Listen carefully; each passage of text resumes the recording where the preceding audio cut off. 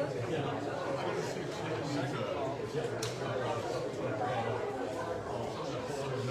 I'll be right back.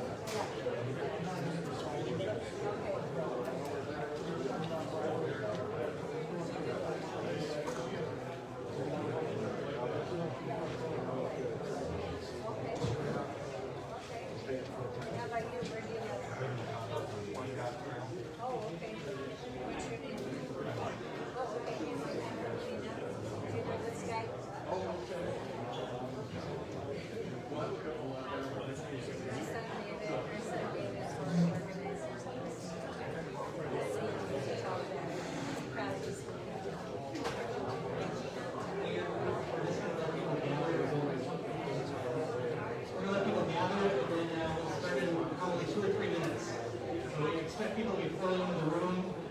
We all have fun parking tonight, so got your extra steps in.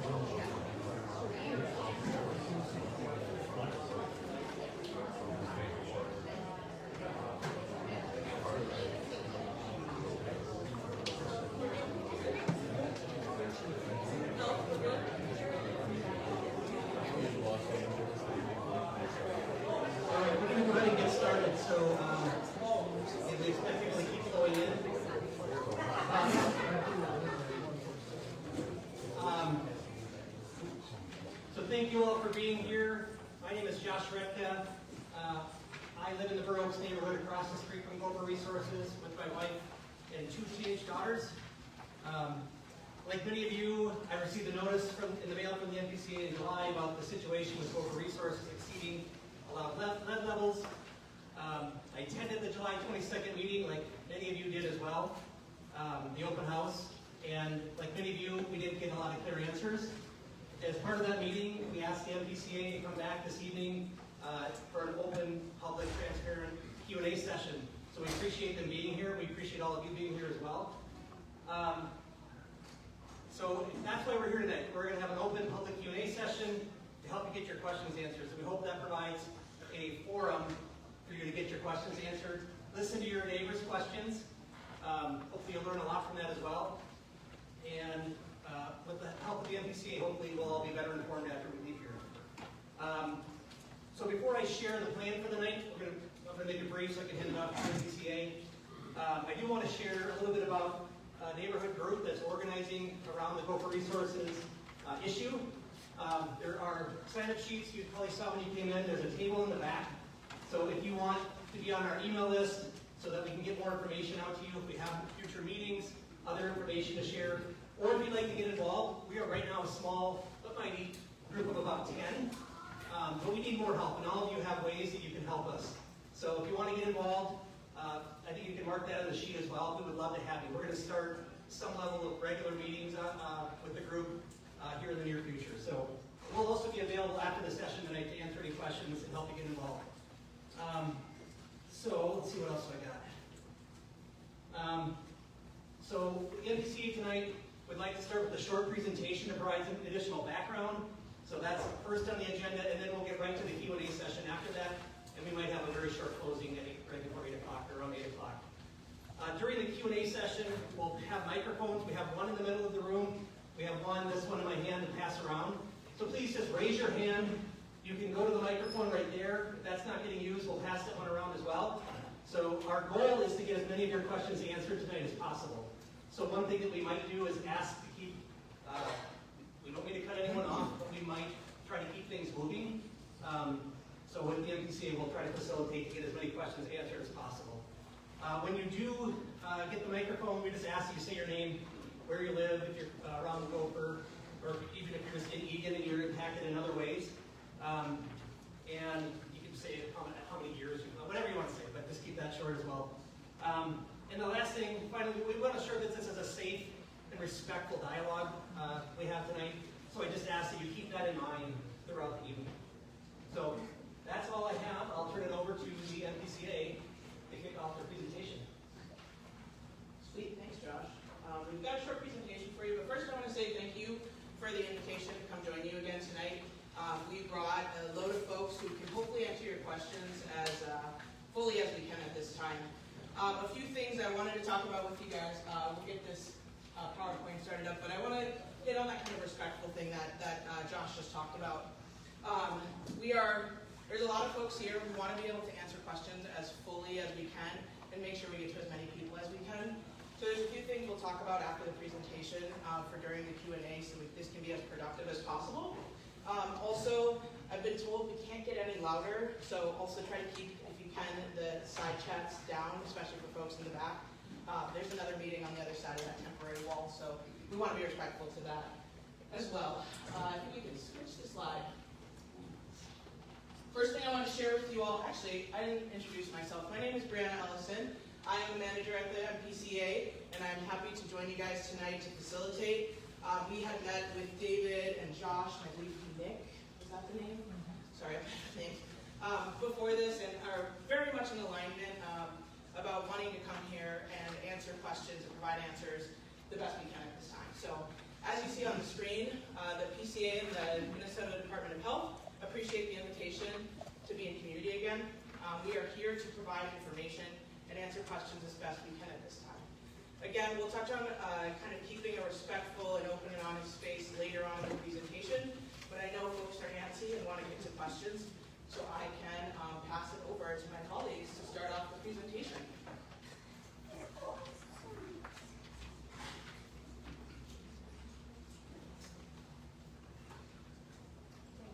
Hi everyone, are you hearing me?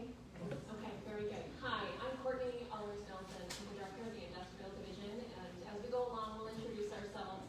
A few of us are going to step through a presentation and then answer your questions. If you hadn't seen our previous presentation virtually, or if you hadn't been at the open house a couple weeks ago, I just want to lay a little bit of groundwork. This is why we're here. On the screen, you can see that for the last few months, we have been working to address elevated lead levels that were detected by our ambient air monitoring system. That physical monitor, as you can see on the screen, is basically across the street from Gopher Resources. When we saw those elevated levels, we also took some time to evaluate and saw that those levels weren't just elevated, but they were exceeding national ambient air quality standards, which is why we've come to community and are here to answer your questions tonight.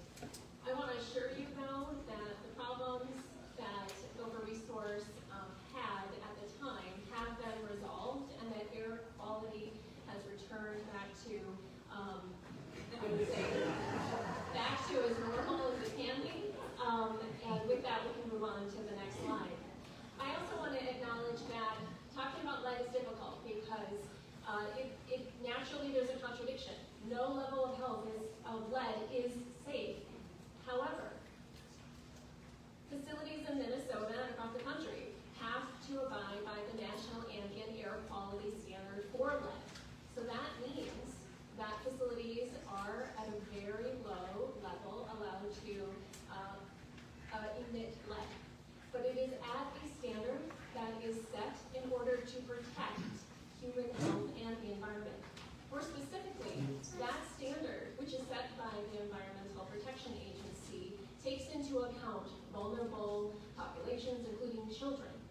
and includes a margin of error so that that standard, again, is protective of human health. Lead is in our environment. Lead is in the products we use, and it's something we live with. So eliminating lead is challenging, but it's something that we most certainly control. We can move on to the next slide. Hi everyone, can you hear me? My name is Amanda Jared Smith. I'm the manager of the air assessment section of the MPCA. Our section does a variety of things, including operating our air monitoring network that operates around the state. We also have an air laboratory, and we analyze the data that comes out of our monitors. So I'm going to we've been getting a lot of questions, so we wanted to kind of start with trying to answer some of the questions that we've been getting. And some of the questions that we've been getting are a little bit about the history of this site and history of what it means to be in what's called non-attainment. So I'm just going to, this is some data, and so I'm just going to kind of walk through this image. So on this far side, at the top, that is the ambient air quality standard that EPA set for lead back before 2008. So EPA sets federal standards for various air pollutants, including lead. Courtney talked a little bit about that. They're supposed to set those standards. They review the most current science and set those standards to protect human health, including vulnerable populations. And every few years, the Clean Air Act requires EPA to review those standards, review science that goes into those standards, and see if those standards need to become more strict. So back in 2008, EPA determined that the current science indicated that the standard should become significantly more strict. So that's this lower line down here at the bottom. That's the new ambient air quality standard as of 2008.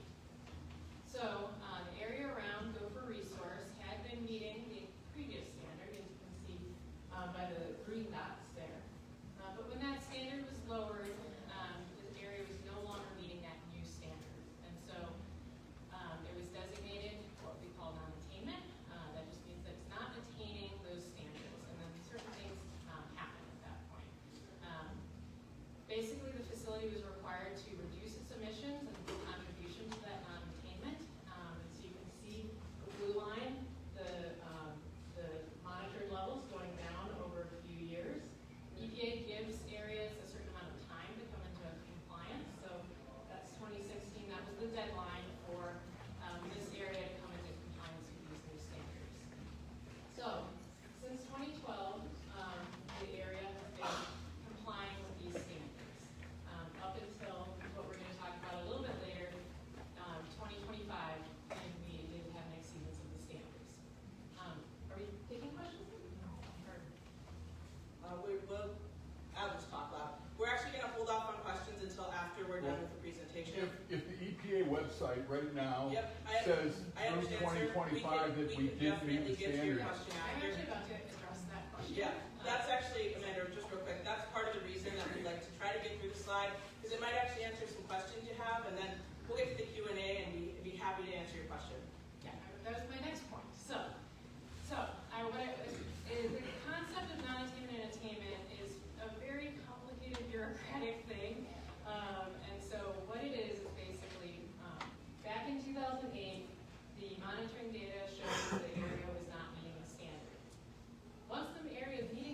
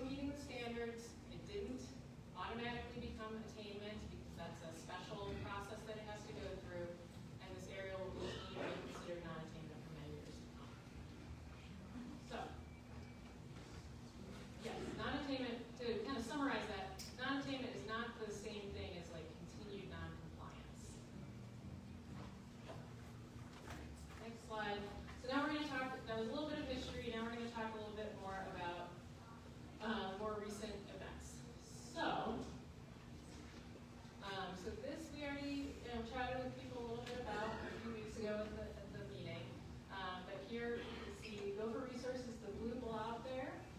The yellow dot is the air monitor that we operate, and that monitor is specifically there to monitor that area and determine whether or not that area is meeting the federal air quality standards or not. Then we have the area of focus, and so just to clarify a little bit about what that area of focus is. So we use some modeling to understand any place where lead might have landed from the event in January, February, and March. So that area of focus is not to say that that entire area experienced experienced exceedance levels of lead. The most lead would have fallen out of the air around 500 feet from the facility's fence line, and then the farther away you go, it gets less and less and less. And so that's an area where any amount of lead from the event may have fallen, but that whole area wouldn't have experienced those really elevated levels that we monitored for. Next slide. And just a little bit about the data.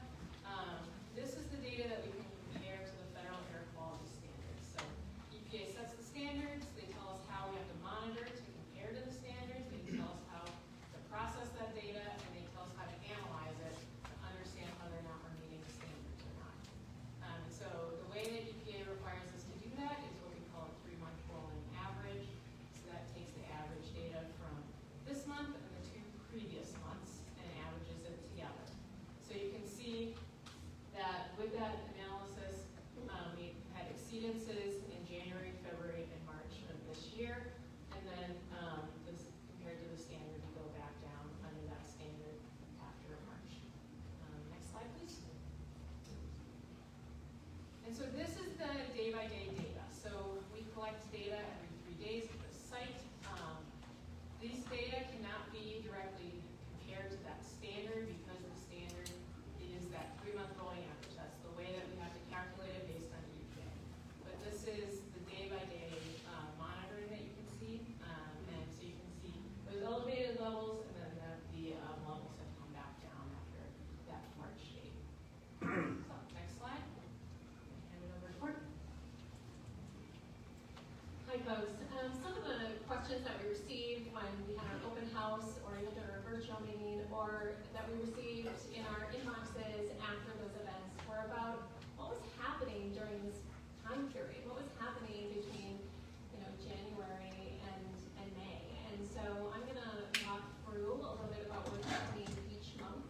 I want you to know though that we are currently in an open civil investigation. You'll see, and I'll talk about it, in May of this year, we issued what is called a notice of violation to Gopher Resources, which is us opening up an investigation into what happened. So what I'm sharing with you today is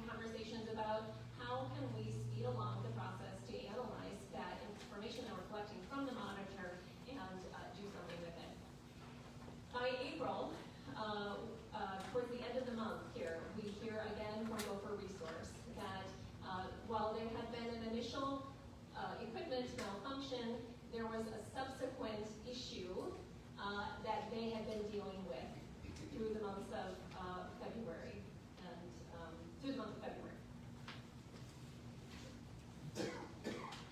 Also during the month of April, we make sure that we've requested a total root cause analysis from Gopher, and we continue to be in contact with them. In May, once they have told us that they have corrected both of these equipment issues, we conduct an inspection and verify that there is no longer an equipment malfunction and that subsequent issue has been fully resolved. At the same time, approximately the same time or shortly thereafter, we have now verified data from inside the agency, which means that we can act, and we do by issuing a notice of violation at the end of the month. It's also about that time, at the end of May, that we start to talk to our partners, Minnesota Department of Health and Dakota County Public Health, in order to think about if we have these exceedances, what resources and what information can we be bringing to community. I want to also tell you about, you can advance to the next slide, at the same time that this is all happening, it's important for the community to know that we have also an ongoing open investigation into the way that Gopher Resources manage their stormwater and hazardous waste at the facility. These, at this time, are two separate cases, and they are both open, and therefore there have been some things, unfortunately, as I described, that I cannot share with you today, but all of this is taken into consideration as we move forward.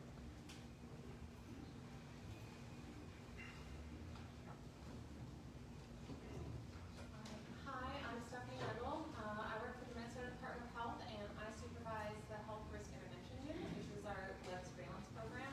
And I just want to pause. There's at least 10 chairs up here, so folks that are standing in the back, if you want to come up and grab a seat, get more comfortable, feel free. There's quite a bit of space up here. Again, thank you to everyone that has reached out. I tried to answer as many questions as I could that are commonly received in these presentations. To just start out, a little bit of background about lead.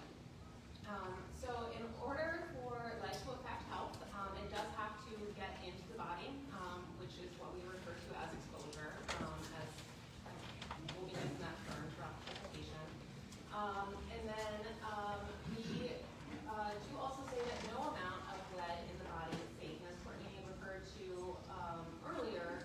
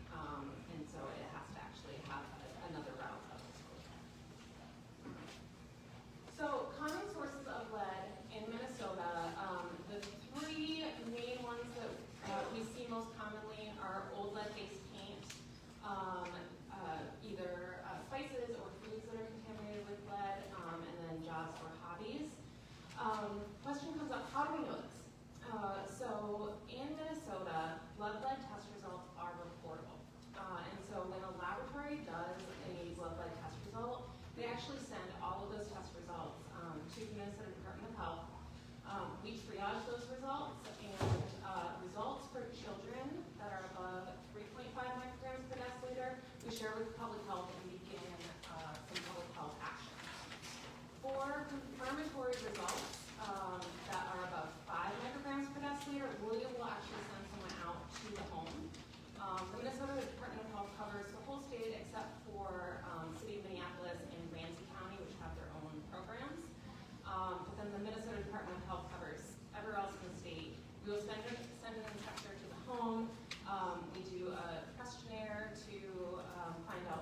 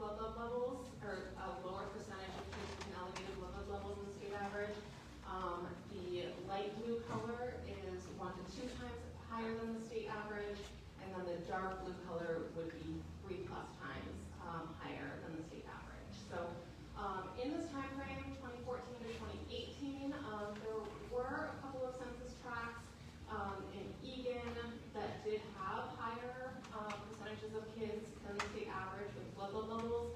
I did go back and I reread the reports from the home investigations that were done for kids at this time. And the sources of lead identified in those reports, a lot of them were actually exposure outside the country. So it was exposure that occurred not in the U.S., but the kids were receiving medical care here, that they normally reside here. They received medical care here, and so they were diagnosed as having an elevated blood level here. And then there were a handful of consumer products, and then some lead paint as well. Next slide. And then, like I said, this is the most recent data that we have, which is 2019 to 2023. And the area is not different from the state average in terms of number of kids, or percentage of kids with an elevated blood level. Okay, so I know that many of you brought in soil samples for us to screen. This is something that we were able to provide as a community service through either drop-off at the last open house, and then there was also a drop-off for several weeks at Westcott Library. Everyone who dropped off a soil sample received their results individually. We had 164 soil samples that were submitted to us. The soil screening that was offered, this is considered a community service. This is not a scientific study of the area, and this is not data that we were collecting for regulatory decision making. This is just something, that we wanted to make sure that people had answers about who we are. I know that we're getting pressed for time, and so what I did want to at least put this up on the screen so that folks can see, if you're not familiar with the box and whisker plot, that really what is showing, the box and the whisker, like the top part of the box is 75% of the test results, up to that top part of the box. And so overall, we had more than 95% of the test results were below that EPA garden, or threshold for gardens. The only other slide that we have is comparison to Dakota County, another soil shot that was done in Dakota County on the left. We can go back to this if folks have questions on it. And, yep. And then I think we have contact.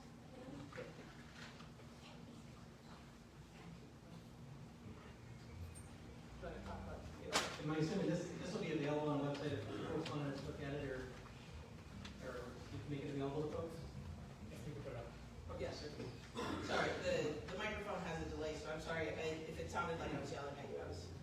We have to turn them off with the battery. So here's how to contact both of our agencies. We have the MPCA's contact information up top, and MDH, or the Minnesota Department of Health, on the bottom here. Thanks for sticking through that with us. We know it's a lot of information, but we thought it was important for folks who maybe didn't make the last meeting to be able to get a baseline understanding of what's been happening, and also to share some new information with folks who were able to come. You can go to the next slide. So before we get into Q&A, one of the things we like to do when we come into the community, especially when we're having open Q&As, is talking about fostering a respectful conversation. And this is something we talked with Josh and Dave and Nick about. So here's kind of some of the shared norms that we talk about in these meetings. One is raising your hand and a microphone can come to you, or as Josh said, going to the end and a microphone will come to you. Another is waiting to be called on by a facilitator to speak, and I promise I will do my best to get around the room and get to everyone's questions. Also speaking one at a time and not interrupting each other. I know that there's a lot of very big and real feelings in here. It's something that people have concerns about, and I want you all to know that I understand that, and I will try my best to get to you and be as respectful to you as possible.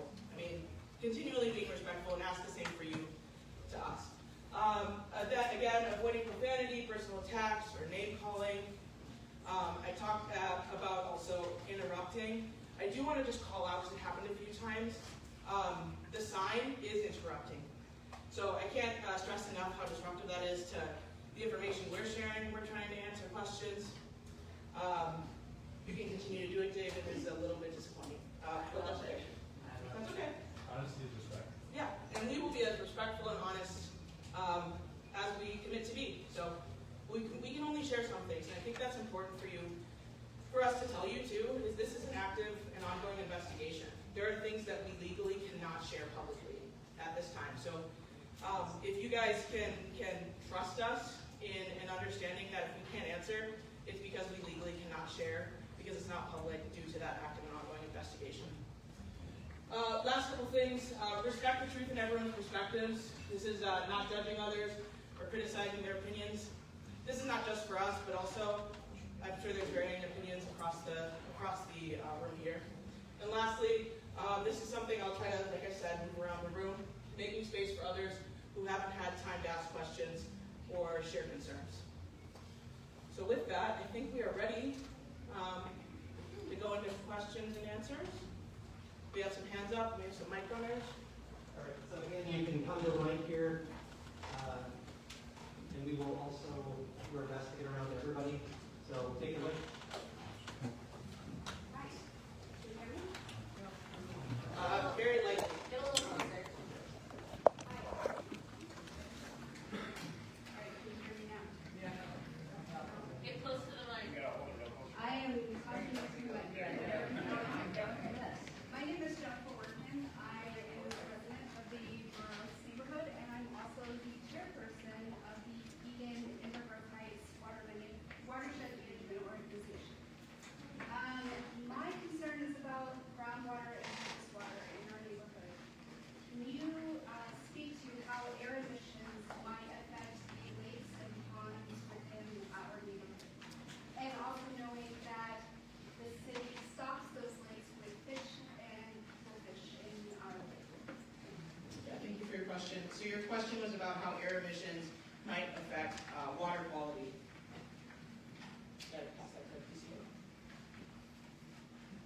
So I would share a little bit of information. Hi, I'm Kirk Kadelka. I'm with the Minnesota Pollution Control Agency and Assistant Commissioner in the Commissioner's Office. So as we get to lead, as we're dealing with lead in soil or other pieces, lead sticks to soil. So it doesn't readily move when it comes in contact with the water or that. And so that the concern there is not for movement into water or that. It is about someone touching that soil. And then, as mentioned, creating exposure pathway by putting the fingers in the mouth or the leg. So that is how lead interacts with land that falls.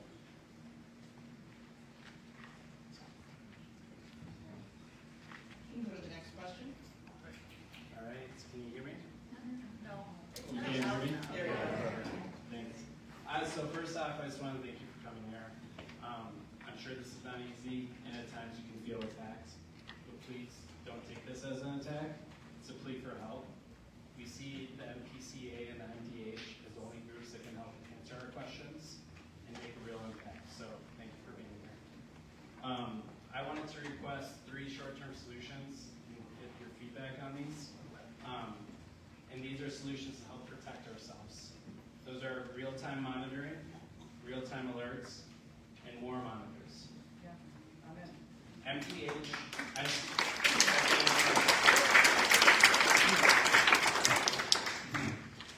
Stephanie just said no amount of lead is safe, and yet we learned about 13 separate days of illegal elevated lead levels that were happening between January and March and July. I was going to say it's 3 months later, but I crossed it out. It was actually from January when we started getting exposed. We didn't hear about it until June or July, 6 to 7 months later. I understand you have to wait for 3 months of data before a violation can be issued to Gopher Resources, but there's no law stopping you from alerting the public. In the last meeting, you cited the Clean Air Act as your reason for not notifying us sooner. A news member of WCCO that's here tonight asked the EPA directly, and they said the Clean Air Act does not prohibit you from sharing data before the 3-month rolling calculation is done. So let's be clear, there's no restriction in how and when you choose to notify the public. Still, I learned at the last open house that it takes 6 weeks to get back your lead results.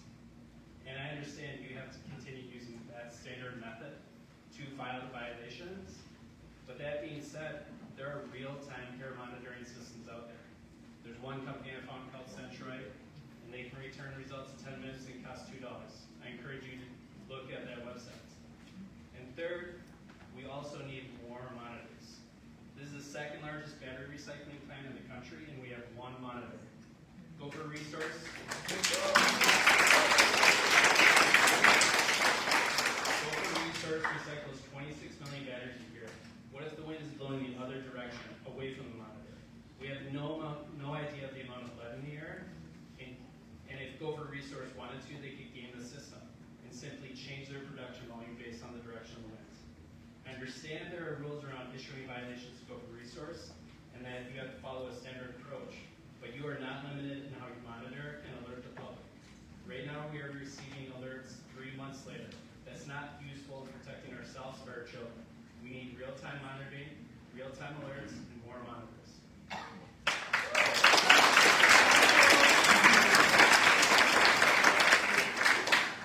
We appreciate you sharing your story. And I think the question I got out of that was asking about, and correct me if I'm wrong, more up-to-date monitoring, more monitors. Was there a third one? Yeah, it's real-time monitoring, Real-time monitoring. real-time alerts, timely alerts, and more monitors. Okay, perfect. That is a PCA question. I'll pass it to, is it Amanda?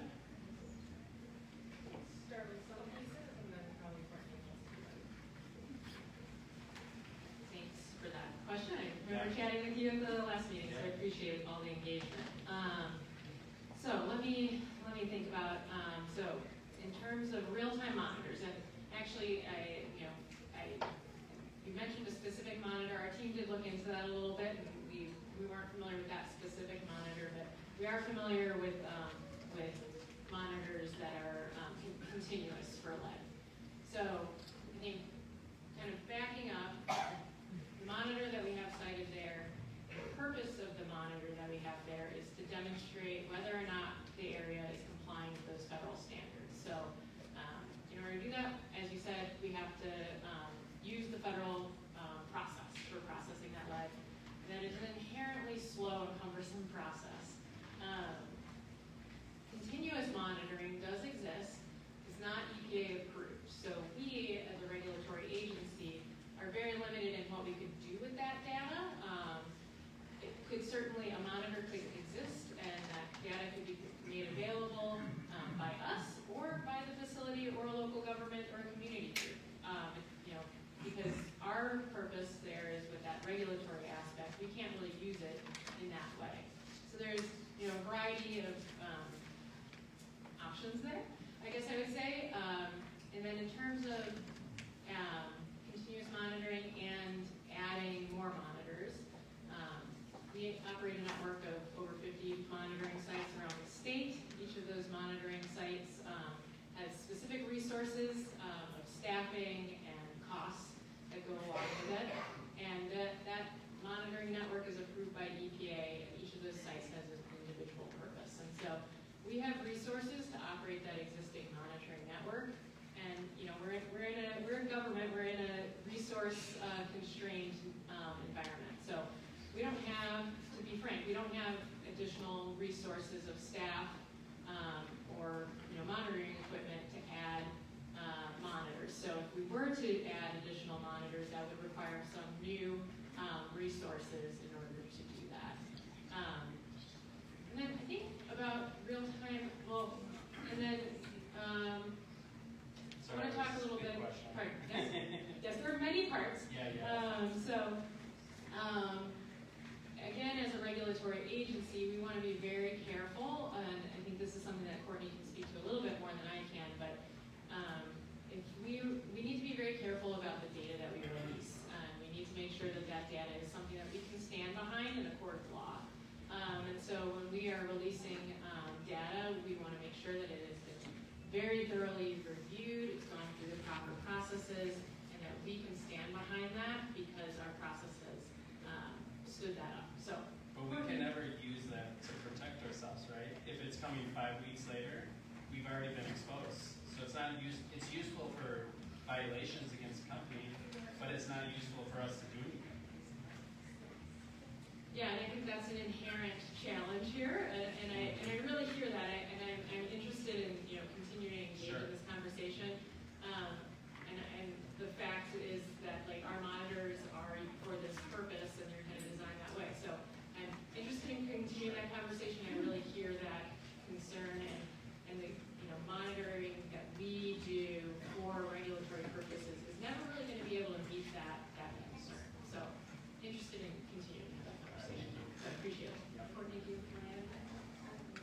elaborate just one thing on that. I'm assuming there would be nothing stopping Gopher Resources from funding additional monitoring, notifying the public, so I guess this would be an ask, anyone who works for Gopher Resources here, or if they don't, this is a public cry to please be transparent with us, give us real-time monitoring, give us more, because the regulatory agency maybe can't, but you can, so Gopher Resources, if there is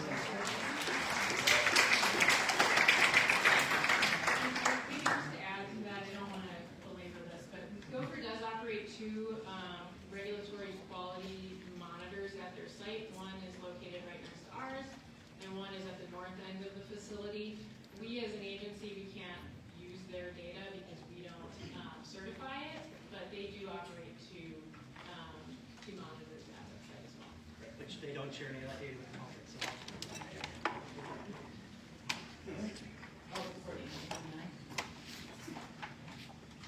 Sure. I'm gonna also follow up. As I listen to the conversation, I think there's something else that I want to add. So we're clear that the monitoring that we do right now is to evaluate against the standard, which is different than what we hear community asking for. And certainly there are, thank you, Josh, there are other options, whether it be outside of the MPCA and another form of government wanting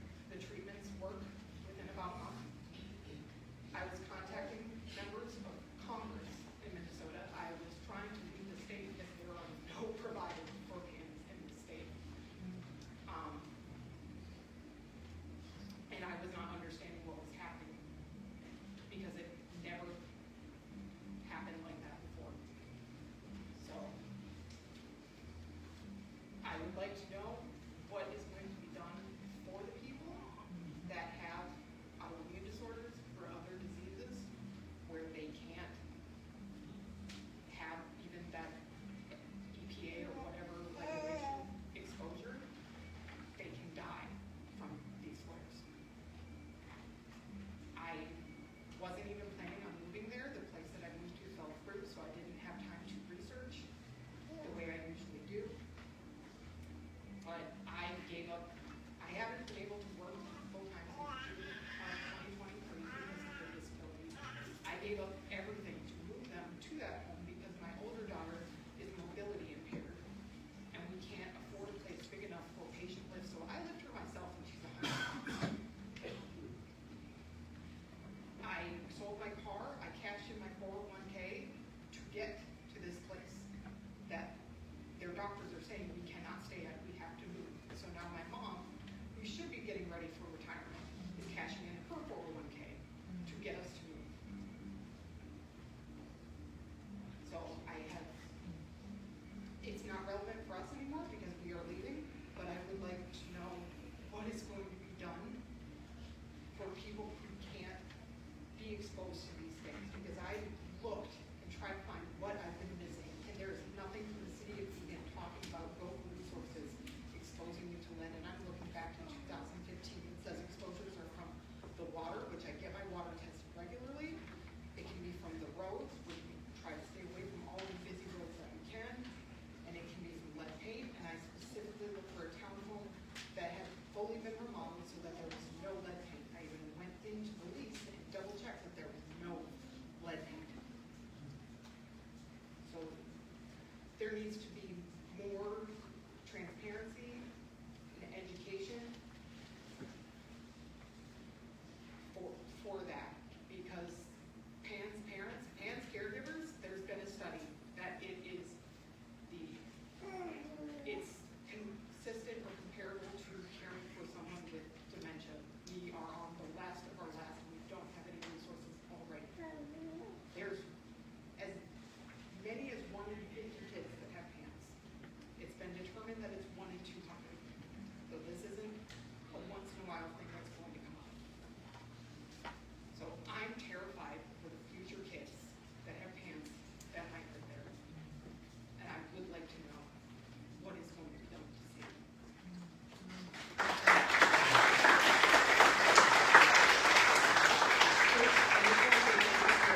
Sharing your story with us, and I'm sorry to hear about the health of your children. It's definitely a really heavy story, and I'm sure it's heavy for you too. So the question you have, though, just to reiterate, is what can be done as far as information sharing and making information more publicly available about the risks? Is that correct? Yes. Okay. I mean, community, just knowledge. There's nothing out there that's talking about how Gopher Resources emits these things until July. I've gone to the soil reports from the 90s, and there's a few things up until about 2015. I see nothing in the last 10 years showing any of these. Thank you. Figuring out your best. Appreciate that. In terms of historical data, one of the things we're trying to do is get that out with the web page, as you mentioned recently. We have our data that goes on, historic data, as mentioned earlier by the gentleman, that it's not real-time data, but we do have that on our available, and we're making that more easily available. And there's a direct link now to our website, so you can see our historical data, including the data from our monitoring network, and breakdowns on lead and other items. So it is our attempt to try to get that information more readily available, but acknowledge it is difficult. Look in your neighborhood, the site that is meant to help folks, but bring an address, so you can see other facilities around it. But it is a lot of data, and it's hard for someone to do the research. But we are trying to make some of those improvements.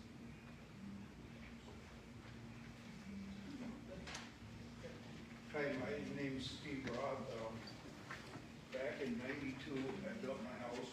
Unfortunately, I'm the closest house to the stack, 900 feet. When we moved in, there was a study already done soil samples. We were not told about it, just told nothing. The readings were 4,400 was the highest. That's 400 feet from my property. And I wasn't told. I'm gonna fast forward it. 5 years ago, I'm mowing the yard, and here's a bobcat in the woods behind me. He's removing soil. And I asked him what he's doing. He's removing soil because of the lead, heavy lead that was in there. And they were gonna bring 6 inches back in. And I called the city of Eagan. I called the MPCA. Supposedly you guys didn't know nothing about it. The reason why they were removing that soil is because that parts, the place, companies there now want to expand. Well, who told them that they had to clean up the lead before they had to expand? Somebody did. So one of you guys ain't telling the truth there. But I asked for the whole community to get soil samples. They only agreed to do the houses on the tree line there. They didn't notify nobody. You guys didn't notify nobody that it was going on or nothing. I've been there 33 years and I've seen so many violations. And how did you respond to that? Did you get a hold of the residents? You didn't, never. On the past violations, you have never gotten back to the residents at all. This last one, this last violation, I found out from Channel 5 News, and I'm the closest house. And I got the flyer 2 days later. We got 4 houses in a row that have cancer. I just had chemo today, sir. I want to just tell you, I had to leave work 10 years early. The first sign of it was working at work. I felt like bugs in my head, crawling around. Went to the doctor. He said it was all in the nerves. And it progressed to multiple myeloma. Had a stem cell transplant, and I've had chemo for 10 years now, every month. And I'm just totally upset. I don't want no more fixing because I've heard it all. Year after year, there's violations. I got pictures right here. I sent you guys probably over 2 months ago. The white powder that's on the tracks, 400 or 500 pounds of it underneath the railroad cars. I called Dan Leach, he runs a Gopher. He said it was talcum powder. It's not dangerous. Talcum powder is very dangerous. Kids get into it. That's how Johnson & Johnson had all their lawsuits. It's still sitting there today. I told you guys 2 months ago about it. Here's pictures of it today. As far as that, sorry, I'm not good at talking, but I shake like crazy and everything, but the monitoring system you have, I walked over there and took a picture. You can unplug that from the fence. You want to pass this around? Pass this around. You can unplug this. Any person can walk by and unplug that. Does that make sense? How about the soccer field? Summer days, kids are playing soccer. Which way does the wind blow on summer days? From the south. It's going right to the kids. There's clearly an impact on the community's health. I think one of the questions that we should just get out here right away, the MDC has the ability to revoke Gopher's permit, correct? Exactly. That is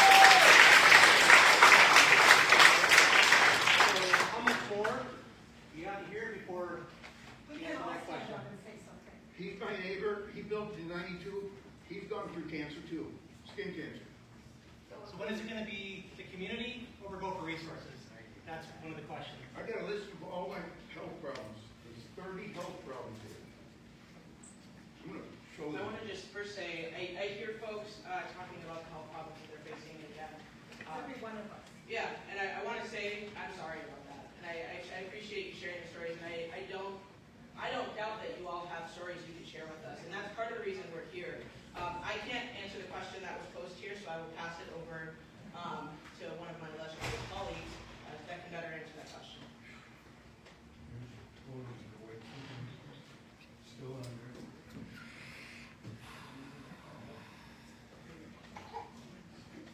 The picture they got of the extension cord, you can just unplug it. And finish. That's a whole on. So, do you know when it's unplugged? We have two questions here. We'll first answer the one about enforcement and as people ask about shutting Gopher down, and then we can get to your question about if we know it's unplugged too, for sure. Hi again, folks. It's Courtney. Thank you very much. I know you're sharing very personal stories, and it is certainly moving, and appreciate your candor. Well, I've seen it time and time again where it's gonna be fixed. It's not gonna be fixed. When something can't be fixed, get rid of it.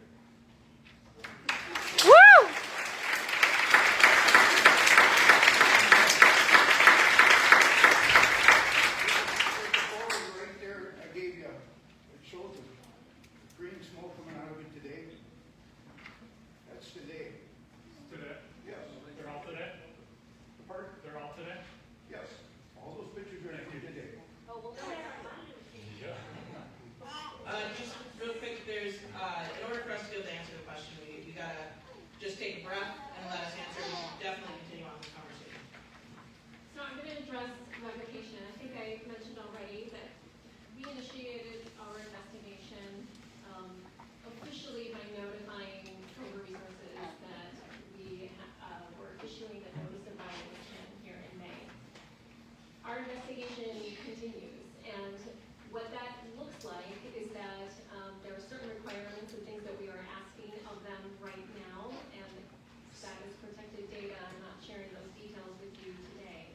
Part of that is because, as Ned mentioned, unfortunately, this can very easily become a legal and litigated thing. And so I want to keep some things private so that I can use that and have every legal lever that I can possibly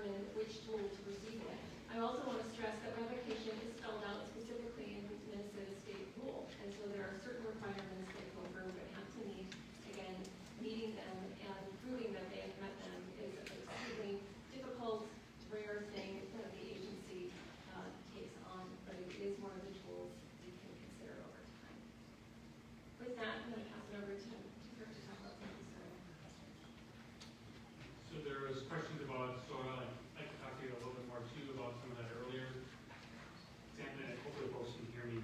I do want to talk about the 2020 work there on the Eagan office and warehouse facility there.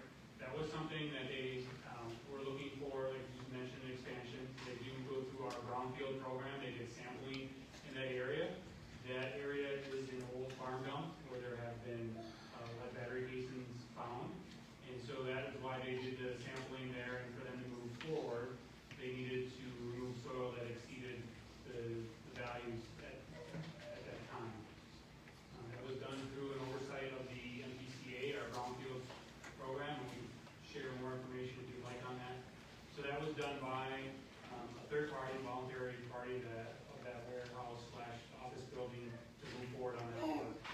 In addition, at that same time, MPCA had Gopher do sampling around a number of residents' backyards that bordered that area to determine whether or not there was lead that had gone beyond their property there. And the results at the time were below the screening values, the soil reference values that were set for lead. So that work was required of Gopher to do that. Just real quick, there was another question that I wanted us to get to. It was about the monitors, and if we would know if they were unplugged. The short answer to that is yes. We have a monitor technician that goes out to our monitor every 3 days, and then we also have mechanisms on the monitors where we know if the power is out at the monitor. So. Thank you. One more thing. My granddaughter's 15 years old. She lives with us. She does inhaler and nebulizer, very bad asthma. And my grandchild, he's 5 years old, doesn't live with us, but he plays with epilepsy, seizures. All that's a sign of lead. You have to shut this place down. There's no place to have it. What are you thinking? Thank you for I mean, sharing that. they're planning on a whole townhomes and everything. It doesn't make sense. We're going to be over there letting everyone know what's going on. We're not going to let people go if they got to be notified. How dangerous? It's dangerous. Every day I'm compromised by that place. Thank you for sharing. All right, next question. I want to apologize if the MPCA felt disrespected by my sign, but I felt personally disrespected because it feels as if we're telling you there's a fire, and you're telling us that fire doesn't exist. Right. I grew up half a mile away from Gopher Resources. I've struggled with skin cancer since 6th grade. My sister and I both have learning disabilities. It feels as if this is all just trying to be downplayed when we're not testing for arsenic or any of the other known contaminants from Gopher Resources.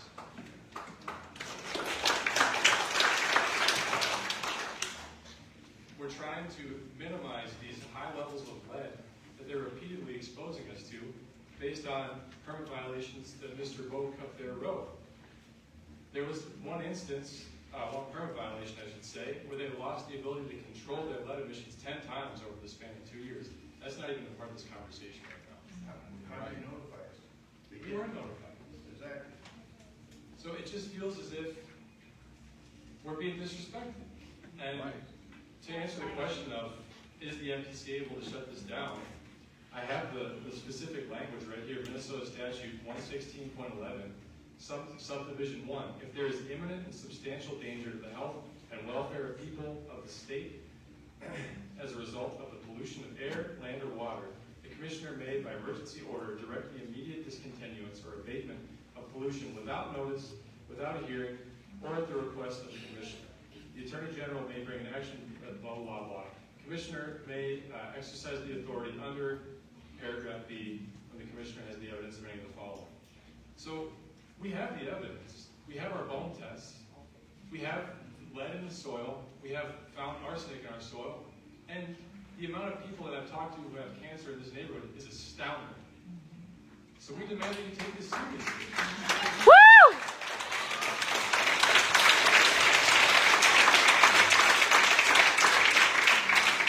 We're under the impression that there's no safe way to burn 50,000 car batteries in a residential area a day. And we want to know if you're going to actually do something about that. So my question is, are you going to use your power to shut this place down? Thanks, David.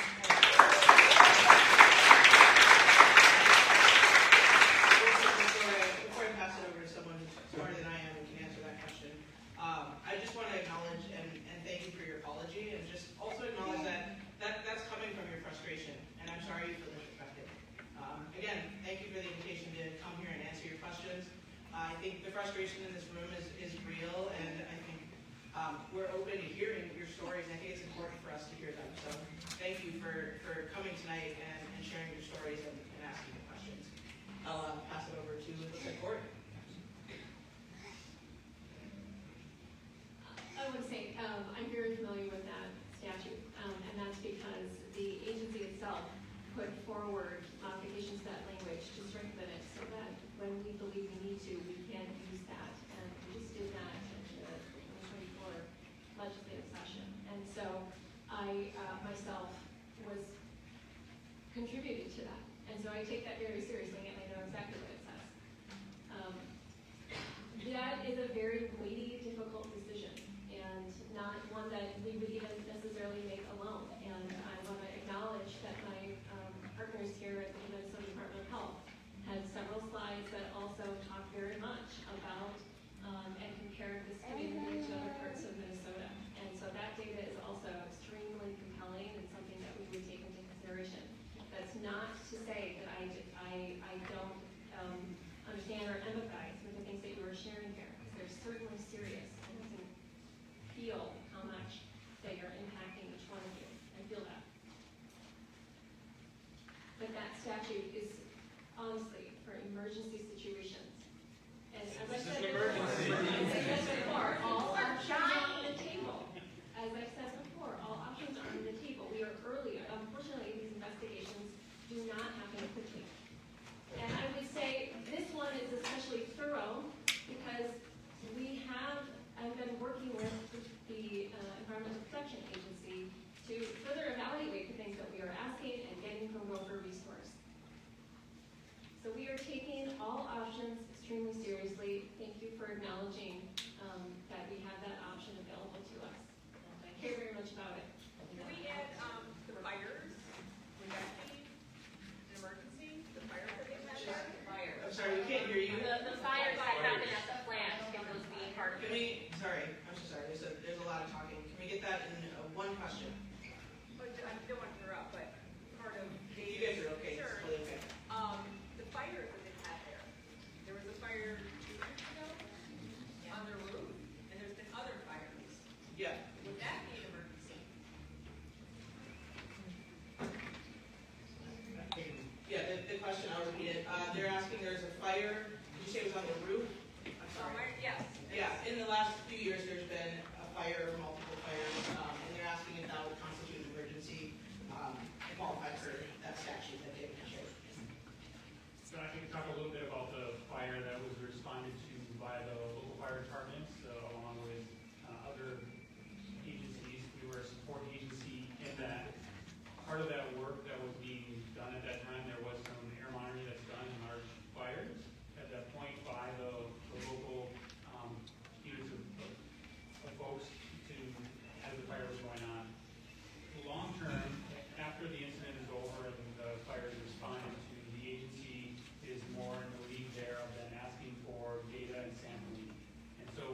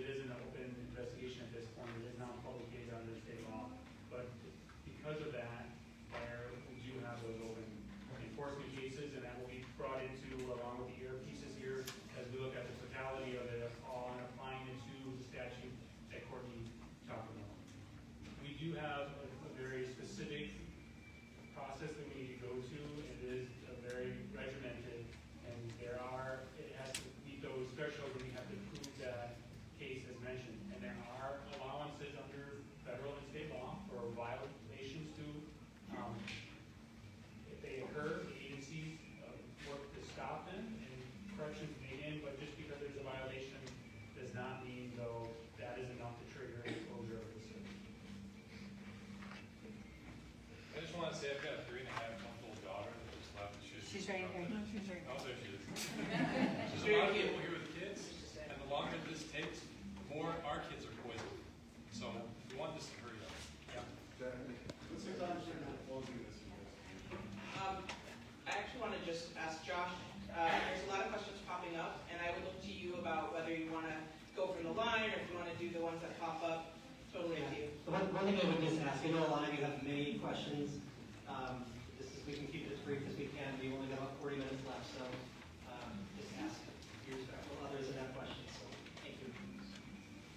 Hello, my name is Laura, and I did want to mention in terms of shutting the plant down that you mentioned that irrigation is a very rare thing. But earlier in response to one of our questions, you also said that it's a rare thing to have the exceedance of the lead going. So it feels like there's a rare thing that maybe should happen, but also a rare thing that has happened that maybe should cause the other rare thing.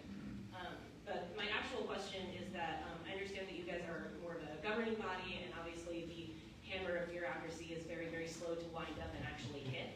And I assume that the reason there are violations that are issued is so that the public that's around these plants can be safe, and so that things that are in violation are eventually shut down or changed so that people are safe.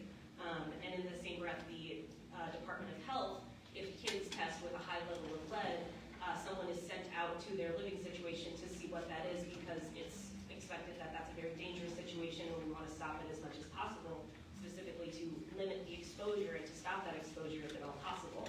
And so my question is that if this exposure event happens and there's this high level of lead right next to our neighborhood, right next to the park where people play and kids come in for t-ball, how are we supposed to be safe if we are not notified that there is this potential issue that maybe we want to keep our kids indoors or wear a mask or whatever, or get our blood tested?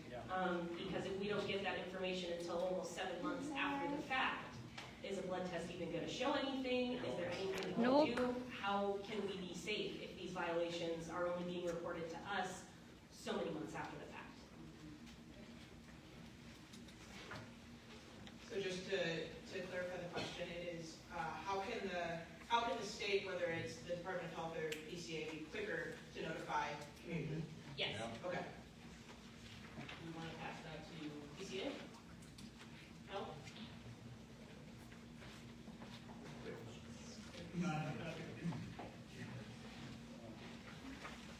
Sorry, I had it on before.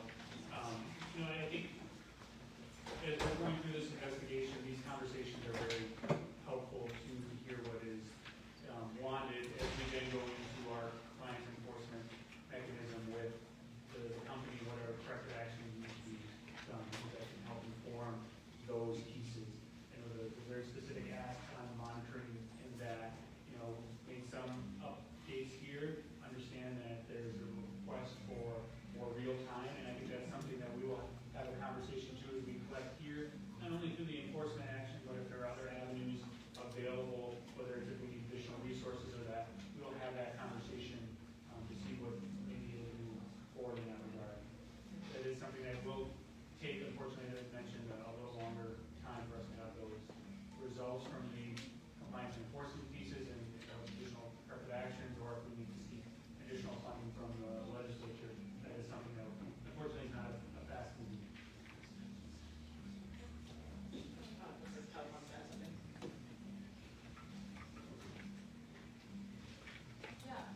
Just one other piece that I wanted to add from the health perspective is that when we're talking about exposures to lead, one of the things that is really important to understand is magnitude and frequency and duration of exposures to lead. So in this case, we are talking about exceedances that occurred of those national ambient air quality standards. It's something that my colleagues over here at MPCA take very seriously, and that's why they are going down this pathway of violations. That is something, though, that from a magnitude perspective of the amount of lead in the air, it was what was released from those data, as we understand them, was also still below what the NACs had been in the past, which was at the time considered to be an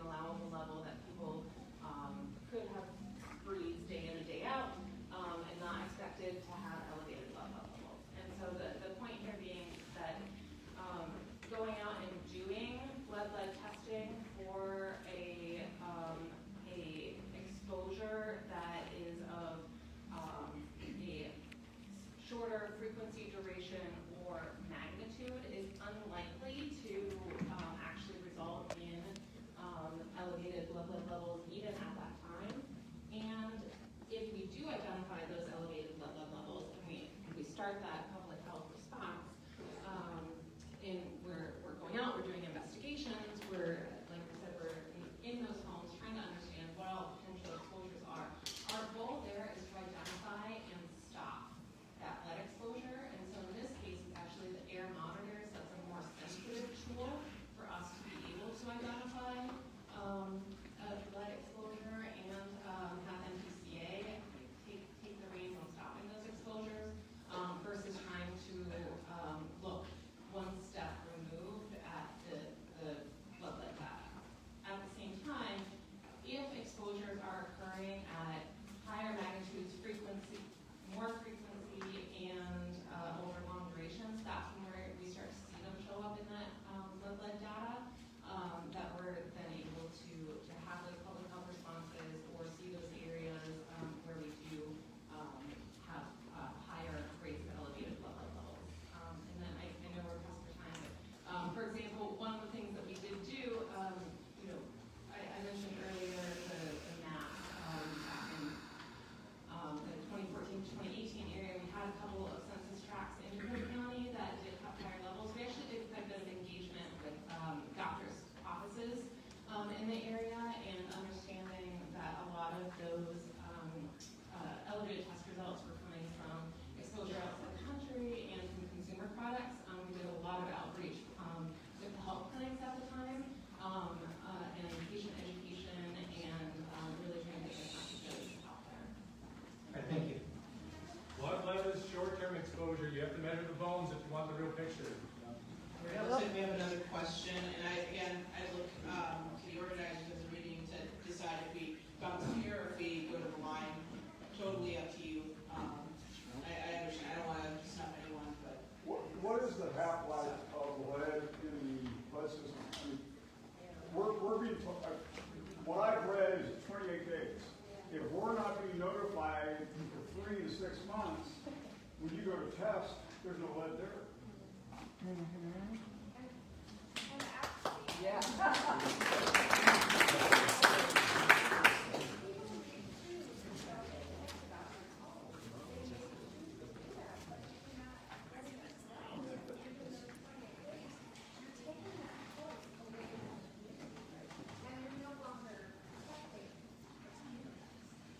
And their data isn't valid because we're not getting tested. Yeah.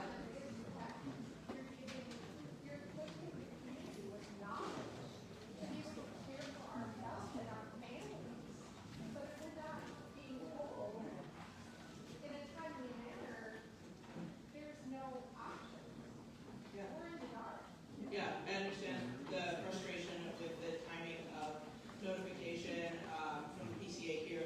I'm wondering, we had someone touch on some testing stuff with lead and half-life and how that goes. I'm wondering if MDH has any. I'm wondering if we just keep going to the. Yeah.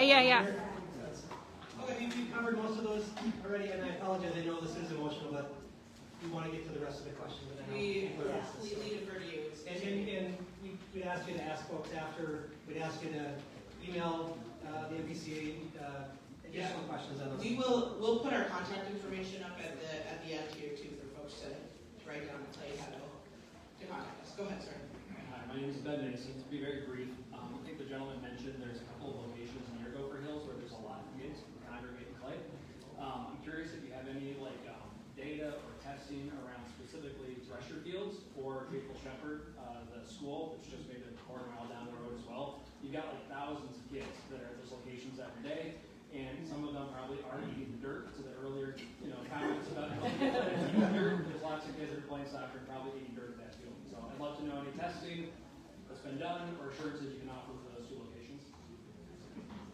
Question, is that something that? So I don't know if the city is either another pressure field, a ballpark, and there was another location that they were doing soil sampling. The results are not seen yet, but that is information that is the city's working to get. I'm going to try to find the other 3 locations, and I will update you in just a second. Thank you. I also believe that might be hosted posted on the city's website. I hate to talk about it. I think I had seen something that they have a Gopher Resources page with that information that's very true. Everybody, my name is John Clevin. I've been a borough resident with my family for 25 years. I've got a lot of experience in the field. What's really concerning to me, a couple things, is we keep hearing this talk about landing on the EPA and MDH timeline. Okay, those are minimums. The state of Minnesota can pass legislation and push us to have much stricter guidelines. I would actually ask that we do that to protect other citizens in Minnesota around the state as well. I'm very concerned with this, what I'll call antiquated methodology of sampling and getting results out. Pulling air over a filter media, sending it off to a lab, taking 6 weeks. I asked why it took 6 weeks when I know from experience you can push that through in a half a day and you get your results. Yeah. I was told because we only have one person working in our lab. That's pathetic. That's a pathetic comment. Okay? The state of Minnesota just lost $1 billion somewhere. Okay? I look at this process and how long it takes. Whether or not we're even asking to shut it down, that's in reality probably not going to happen. But in this day and age, there's technology, so we should not have to be waiting here as residents for 6 weeks to just even get a result. Somebody is brought up that they have, Gopher has a similar sampling device on their property, so they're not getting results for 6 weeks either? This is ridiculous. There is continuous emissions monitoring equipment that can be placed on that stack, will give real-time data, and shut that process down as soon as it goes into exceedance. Right. Okay? This is ridiculous. All of us sitting here, all the comments tonight have all been, well, how are we going to find out? It's going to take us this much time. It's exposing our families. Why don't we stop exposing our families?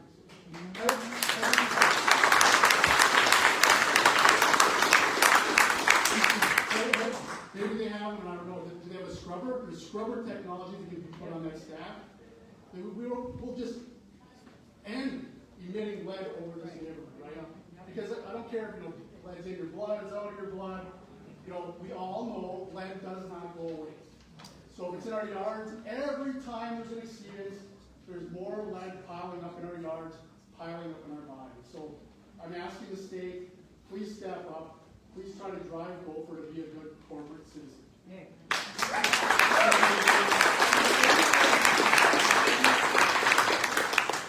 I should just wait a little bit longer. Thank you for sharing. Before we go to this next question, we do have the city of Eagan here that can talk a little bit about their soil testing at Fresher Park. Thank you. Hi, my name is Sarah Horwath. I'm the Director of Communications and Engagement with the City of Eagan. Just to answer that specific soil testing question, we do have soil testing being done on Fresher Dog, Off-Leash Dog Park, Fresher Fields, and Burr Oaks Park. Unfortunately, we had hoped to have those results back by today. We don't have those results. As soon as we have them, though, we'll post them to our website. We'll also post them on social media, so please look for those results. Next question. All right. So I have here a letter from the MPCA to the CEO of Gopher Resources. It's dated for December 2nd, 2024. And it cites violations that happened from 2020 to 2023. It includes 17 separate incidents where lead filtering technology malfunctioned or wasn't working properly. This was news to me. I'm sure it's news to everyone else in the neighborhood.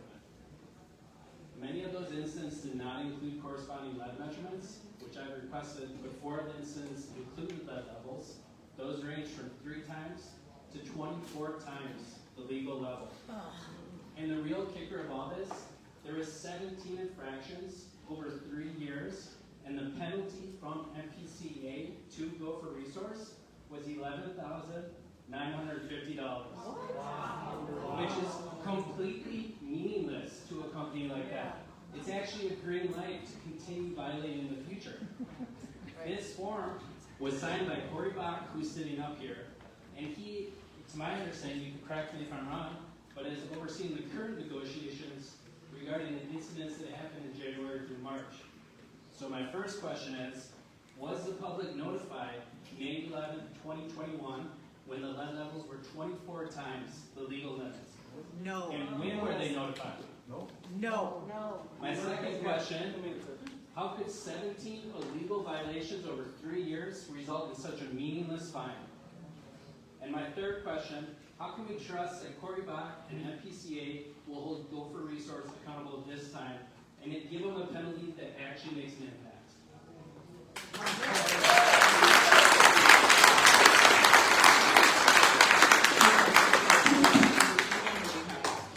Okay, so, excuse me.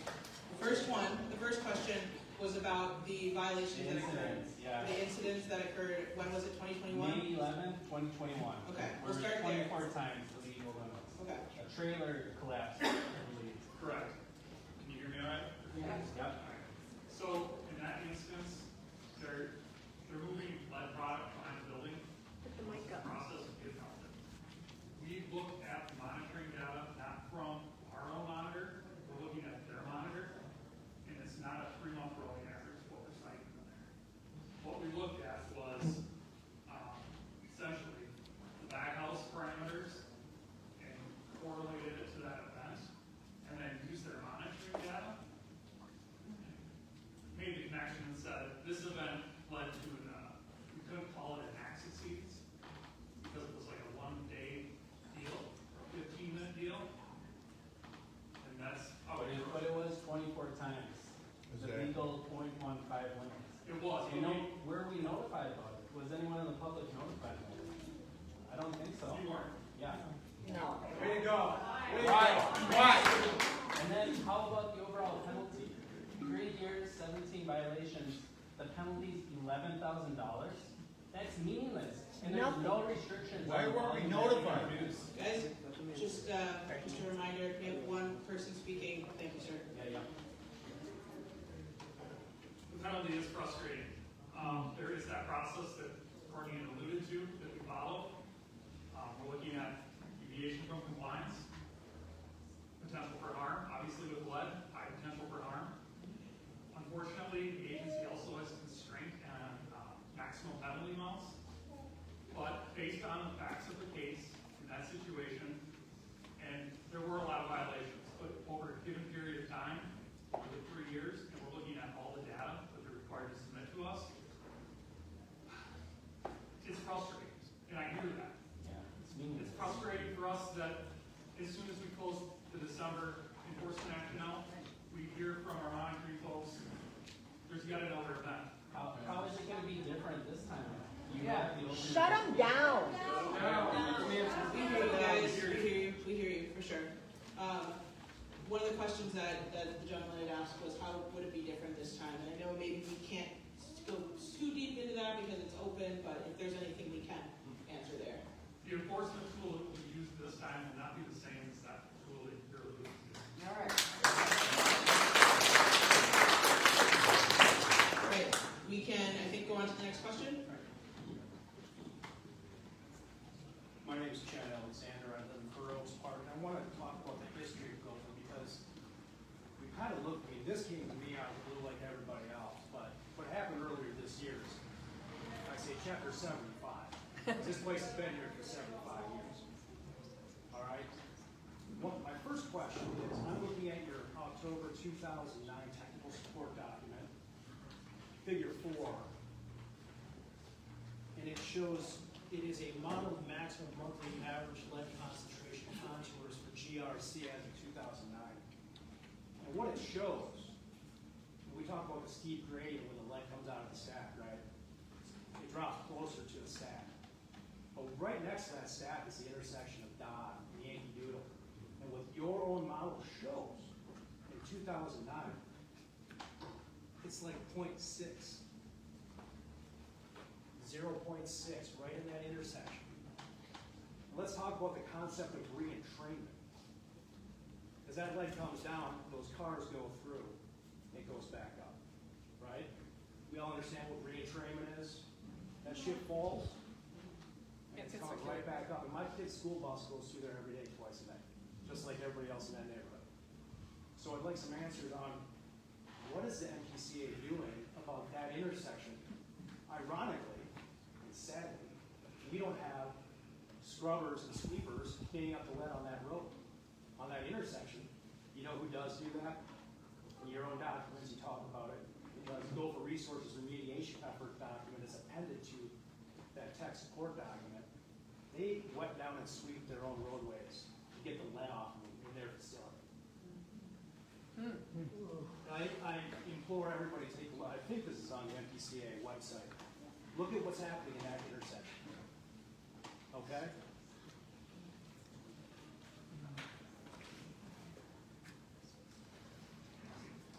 So, sir, was your question what Oh, I'm things? getting there. I'm getting there. Just, I didn't get a lecture.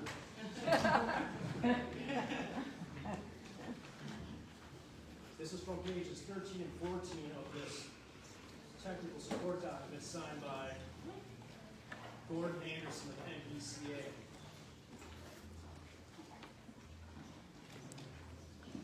A special concern for the NAAQS is bare and unvegetated surface soils where lead particles may be re-entrained by the wind. Particles deposited or redeposited on the streets, Don Road and Yankee Doodle Road, could also be re-entrained by traffic. This would present a public health hazard to residents in the vicinity. These particles could also be collected by the filter and the lead TSB monitor. I mean, the MPCA understands that what's happening in that intersection is a public health hazard. I've never heard anything about it until I stumbled across this long, boring document. Okay, so was the public notified about what's going on in this intersection, and when's the last time that intersection has been studied? Another thing, the trailer incident that gentleman just brought up, GRS2 picked up the 24-time limit, or exceedance, and that's the monitor right next to the soccer fields. And all that's not magically falling on the filter. It's falling on the soccer fields. That's GRS2 monitor. You can see it is on the north end of the property. There's a bunch of lead and and also go on the MPCA's website, look up the December 2, 2024 administrative penalty order documents, which I think Corey just alluded to. That was like less than a month before the next crap show started. Okay? So Gopher's not learning anything. No. They were put in non-attainment status in 1992. Do we know that? Right? They were redesignated in attainment status in 1994, 22 months later. So I don't understand why they could get out of it in 22 months then, but not now. That's another thing. I'm going to close with, and this expounds a little bit on exactly what happened on October 2 and October 8 of 2022. The APO that I've alluded to from December 2, 2024, vaguely gets into it, but here's what happened. And there's alarms that Gopher has in their system, in their facility, and they've been penalized over and over and over. They're supposed to respond in 30 minutes. Sometimes it takes a day to contact the MPCA, so you're fighting with your hands tied behind your back, and we get it. I get it. I sue asbestos companies all the time. And these corporations run roughshod over regulatory agencies. That's what they do, and they know how to do it. It's happening here. On October 2, 2022, and they got fined for this, not just by the Minnesota Pollution Control Agency, this is the EPA now. The EPA essentially brought an administrative suit against Gopher. Here's what happened at from the release on October 2. Something about the bag house, right? How much lead was released? 70 pounds. Just from one failure, 70 pounds of lead into the air. The other incident on October 8th, 2022. I mean, have you strung together the timeline of their lead problems on that site that they're sweeping up, but not our streets? They're right next to it. Another 17 pounds of lead into the air. So while these may not need to be reported under your standards, I want to be clear that Gopher Resources, from the beginning, has been polluting this neighborhood. And it's going to keep happening. And all MPCA can do, while it's underfunded and understaffed, is respond. And respond.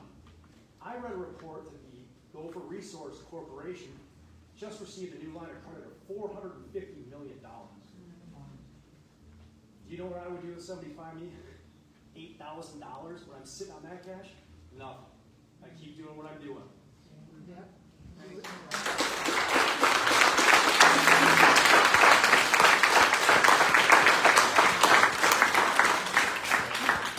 have a question. Thank you. We'll move on to the next question. Well, they can help pay for some of my granddaughter's medical. I am Martha Davis. I am the parent of the woman who spoke earlier about the 2 immunocompromised autoimmune disease granddaughters. What she did not tell you is how angry we are, because those girls spent months dying, and the doctors had no clue what the hell was going on. Now, I understand you have your regulatories, I understand all of that, but there's a human component here that is not being responded to. And we have to figure this out. This is enough. My daughter is filing bankruptcy because she couldn't work. The father ran off because it was too much for him. And here we are trying to save these girls' lives.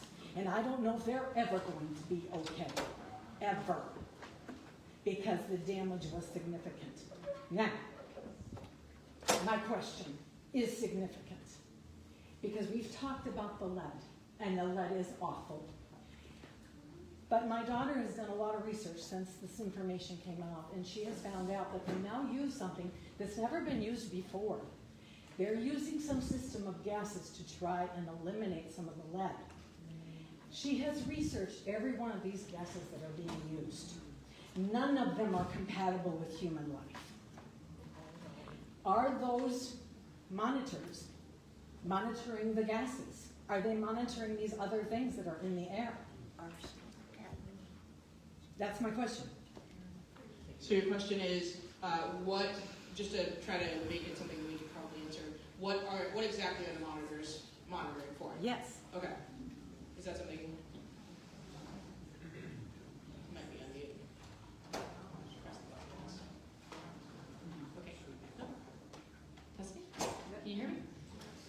So our monitor at that site tests for lead, total suspended particles, and then 9 other metals. And so I'm not quite sure. We could look at kind of cross-reference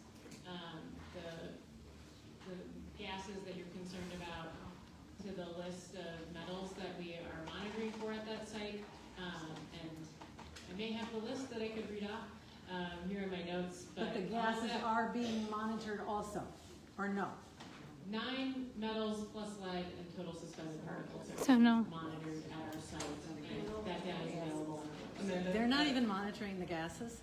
Is that what you just said? Yeah, Did I hear that? Just real quick, I'll help clarify some. Can you just very briefly explain, not everyone knows what TSP or total suspended particles are.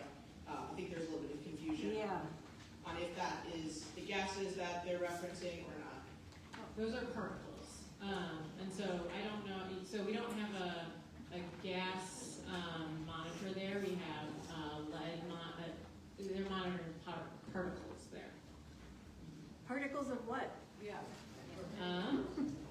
Well, I may need to call on some assistance, but let me just pull up my notes, see if I can pull up my... So the gases that they're using to try to eliminate some of the lead is not being monitored if you're talking about particles. Is that what I am hearing? Because none of the gases they use, you realize, are compatible with human life. My daughter, she had to leave because she has to go for very sick girls. She had to leave. She has a list and she's been going through it. And none of them, they're all killers of human beings. I'm going to defer to my colleagues, but I think it would be helpful if we could have some follow-up and get a little bit more information about the gases that you're referring to. But One was something about 1,3-butylene or something. Mm-hmm. Got Do it you right have it? here. She's got the list right here. Okay. That's my question too. All right, so I heard the MPC We'll will follow up on that question. follow up on the gases and to learn more. So maybe future meeting, or we'll see.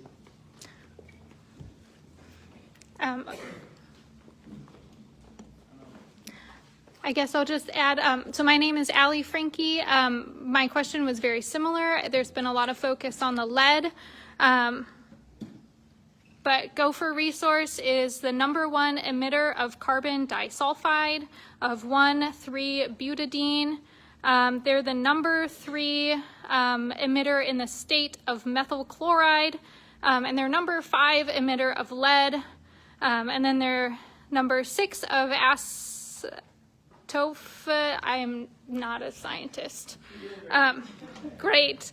They're #7 of diacetyl phthalate, and #8 of sulfur dioxide.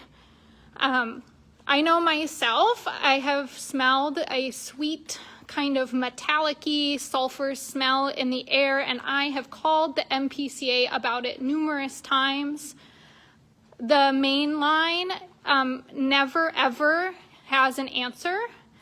I've called the emergency line, and I get referred to somebody that kind of changes.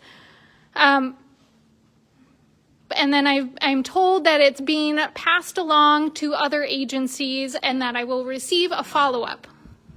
I called 4 times during 1 week in September as a teacher who had just gone back to school and a mom of a toddler. It's a very time-consuming process to call the MPCA. It's very frustrating when you're passed along and put on hold and blah, blah, blah. I asked for a callback and never got a callback about the smell in the air. And so it can feel really frustrating to then a few months later receive notice that there's lead in the air. And then when I asked at the open house, they were like, well, you're actually probably not smelling the lead, but it might be actually one of these other really toxic chemicals in the air. So I just it just makes me wonder, and I don't really know what the question is, but I feel like every time I ask somebody, they're like, well, call the MPCA. But I have, and nothing happens. So that's that.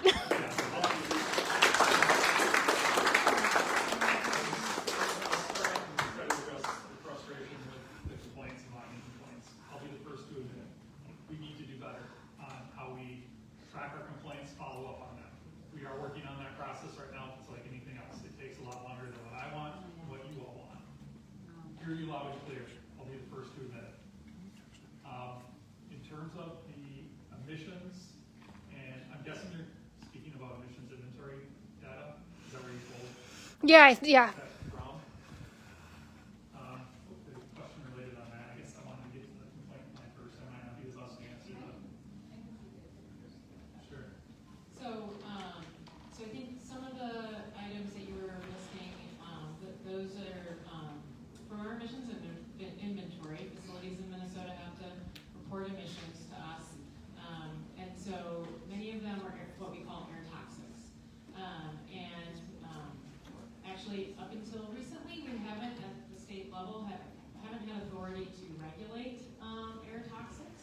In the 24 legislative session, the legislature gave us that authority, and we're in the process of developing regulations to regulate those, as well as actually currently in the states we have the authority to require facilities to report air toxics to us. It was a voluntary process, and so we also have that authority. And so we are developing those rules, and so unfortunately we've been pretty limited in what we can do about that type of pollutant, but we are getting that, we have that authority, and we're developing those rules. And as everything, it's taking long, it takes a while because it's a very technical process, but we are actively working on that right now, and really, really excited about that as an opportunity going forward to regulate those pollutants. But can I can I just follow up? I'm just curious because a lot of them are known carcinogens. And like we're talking about people who have cancer right now. And so like I definitely hear that it takes time, but like is this being considered in an evaluation, like in your evaluation of like whether to pull their permit? Like, are you considering like things beyond lead that are like really toxic to our neighbors and our children? Just to round out that question, the question is, outside of just the lead and the violations that occur with lead, are we looking at it kind of holistically with other violations there might be?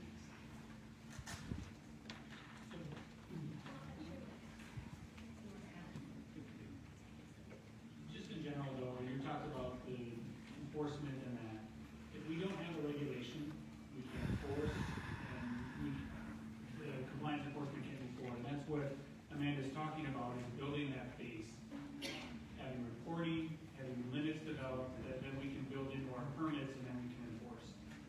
Without that, you do not have power to act. I think that was what your question is, for those specific items that are not federal or state regulations. So then what, oh, sorry. No, it's a very frustrating piece. It is noted that we're happy about this rulemaking and move forward. And just to, if this is correct, I sometimes try to translate it to layman's terms from very smart people on the stage.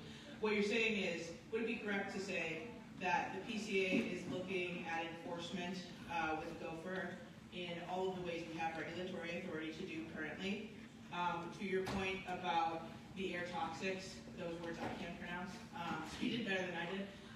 We don't have the authority yet to do that, but we are in the process of writing the rules to do it. Right, so we only have a few more minutes left.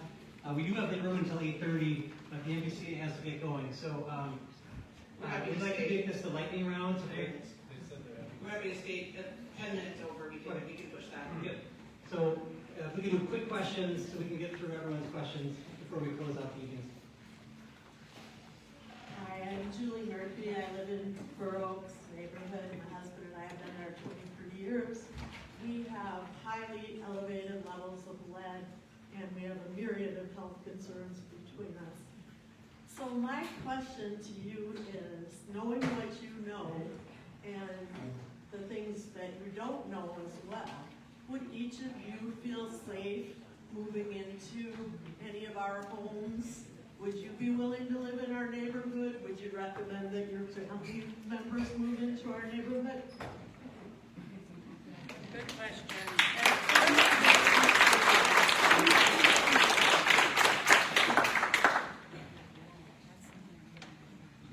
Those are questions I think everyone has mentioned as people do the research into it. It's something I did find a house that's funding little. I'm not in Burr Oaks, but I do live in Beaver Grove Heights, just across the 55. And that is a personal question.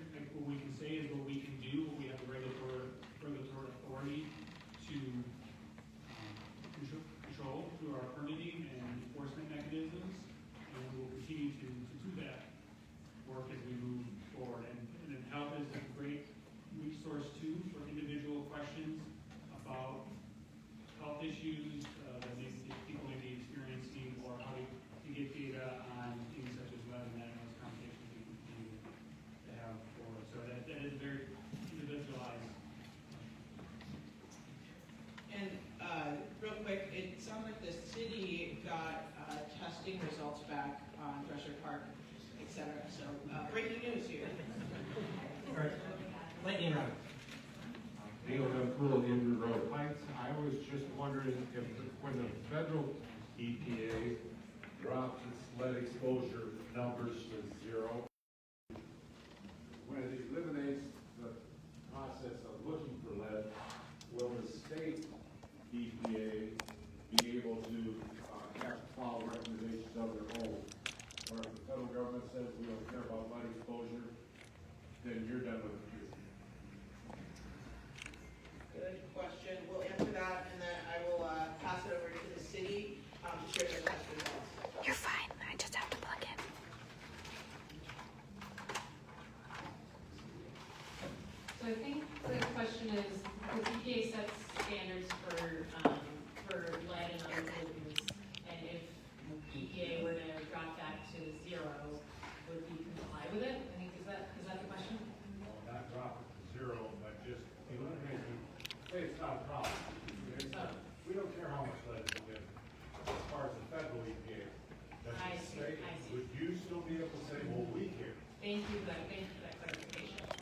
So we, in our state rules, we have also adopted these standards into our own state rules, and those would still be enforceable, yes.